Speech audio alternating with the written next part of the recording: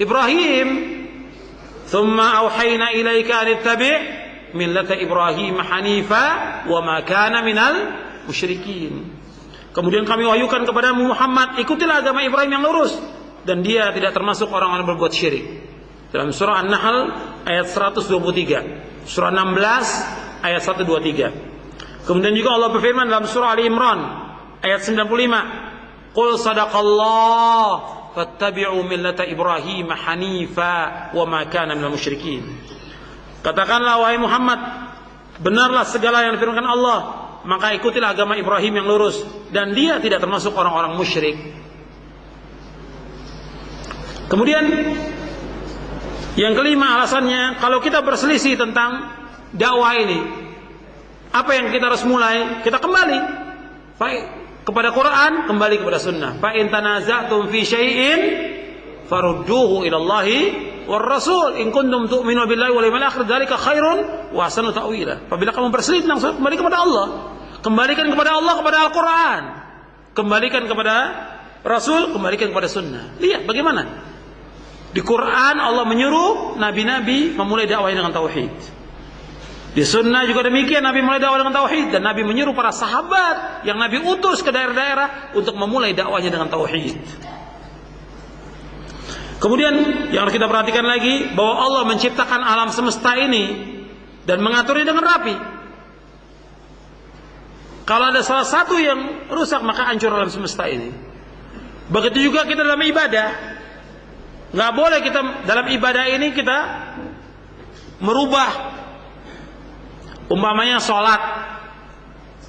Sholat dimulai dengan takbir, diakhiri dengan salam. Sekarang kalau ada orang mulai dengan salam, diakhiri dengan takbir, benar tidak sholatnya? Tidak benar, tidak sah sholatnya. Sholat mulai dengan takbir, takbiratul ihram, diakhiri dengan salam. Sekarang dia mulai dengan salam, diakhiri dengan takbir, tidak sah. Jadi dakwah begitu juga. Dakwah nggak bisa dimulai dengan yang lain, dimulai dengan tauhid. Kalau dia tidak mulai dengan tauhid, maka akan hancur, akan rusak dakwah ini. Saya contohkan yang lagi, haji.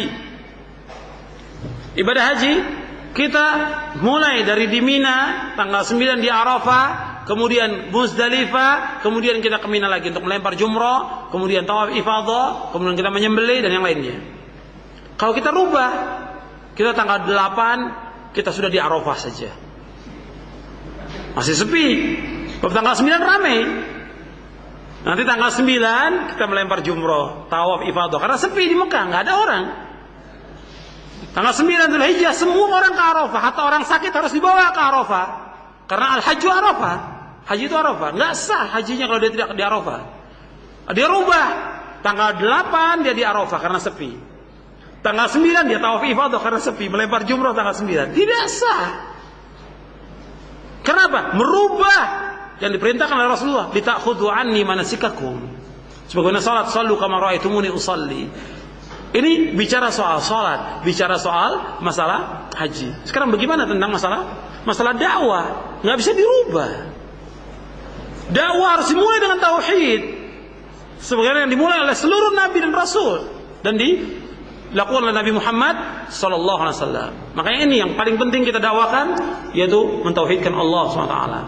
Karena tidak ada ketenangan bagi hati kita, kenikmatan, manisnya iman, lezatnya iman, melainkan kalau kita mendakwakan dakwah tauhid dan kita mentauhidkan Allah, menjauhkan syirik. Itu baru nikmat hidup ini. Sekarang kita masuk yang kelima. Poin yang kelima. Yang kelima, diperintahkan kita dakwah dengan hikmah. Diperintahkan dakwah dengan hikmah.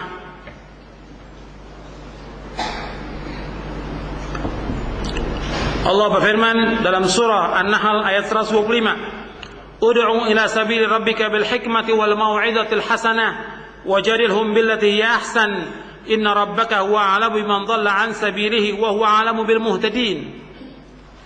Serulah manusia ke jalan Rabbmu dengan hikmah dan pelajaran yang baik, dan bantalah mereka dengan cara yang lebih baik. Sesungguhnya Rabb kamu, dialah yang lebih mengetahui siapa yang tersesat dari jalannya, dan dialah yang lebih mengetahui orang-orang yang mendapatkan petunjuk.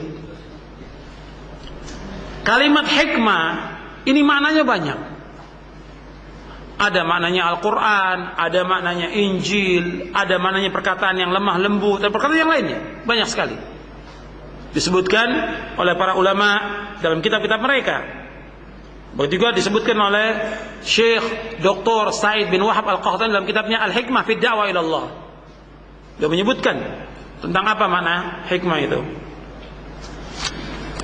Nah, pengertian hikmah yang mencakup yaitu al-isabatu fil aqwali wal af'al. Al-isabah fil aqwali wal af'al wa wad'u kulli syai'in fi mawdhi'ihi. Yang dikatakan hikmah itu kebenaran atau kesesuaian dalam segala perkataan dan perbuatan serta meletakkan sesuatu pada tempatnya, itu hikmah. Jadi hikmah ini maknanya ada berarti keadilan, ilmu, penyantun, kenabian, Quran, Injil dan yang lainnya. Tapi kalau dikumpulkan makna yang sebenarnya tentang ta'riful hikmah, definisi hikmah yaitu al-isabatu fil aqwali wal af'al. Hikmah adalah kebenaran atau kesesuaian dalam segala perkataan dan perbuatan. Wa wad'u kulli syai'in fi mawdhi'ihi, dan meletakkan sesuatu pada tempatnya. Itu hikmah. Jadi hikmah itu bukan berarti seperti ada orang mengartikan hikmah itu ya kita dakwah itu harus mengikuti kondisi masyarakat. Dakwah itu kita harus mengikuti adat istiadat. Dakwah itu kita harus mengikuti kemauannya mereka. Bukan begitu hikmah. Hikmah kita contoh Rasulullah, bagaimana dakwah Rasul dengan hikmah. Jadi hikmah itu kalau kita lihat tadi menurut ayat, terkadang kita menggunakan nasihat,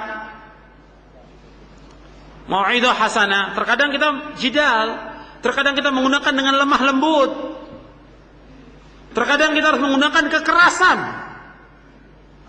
Seperti orang yang sempurna dalam dakwah bil hikmah siapa? Rasulullah SAW. Jihad termasuk dakwah bil hikmah. Menegakkan hukuman rejam, menegakkan hukuman termasuk hikmah dalam dakwah.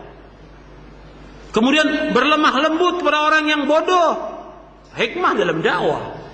Jadi kita harus tempatkan satu pada tempatnya. Itu dikatakan hikmah, bukan mengikuti kemauan masyarakat. Kalau masalah berbuat syirik, kita ikut berbuat syirik. Masyarakat berbuat bid'ah, kita ikut berbuat bid'ah. Bukan hikmah namanya. Hikmah itu menempatkan sesuatu pada tempatnya sesuai dengan syariat. Makanya Imam Asy-Syafi'i dan yang lainnya ketika menyebutkan ayat-ayat yang menyebutkan bahwa Nabi Muhammad SAW diutus oleh Allah mengajarkan Al-Quran, wa yu'allimuna al-kitaba wal hikmah. Hikmah dikatakan sunnah.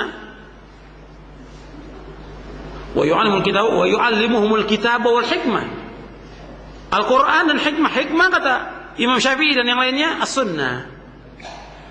Jadi dalam kita dakwah, hikmah ini mengikuti sunnah Nabi Sallallahu Alaihi Wasallam. Jadi hikmah ini tidak selamanya lemah lembut.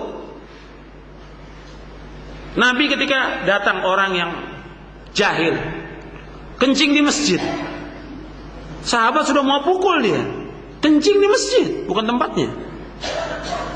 Kemudian kata Nabi jangan. Oh, kalau itu dipukul nanti kencingnya akan tercecer kemana-mana.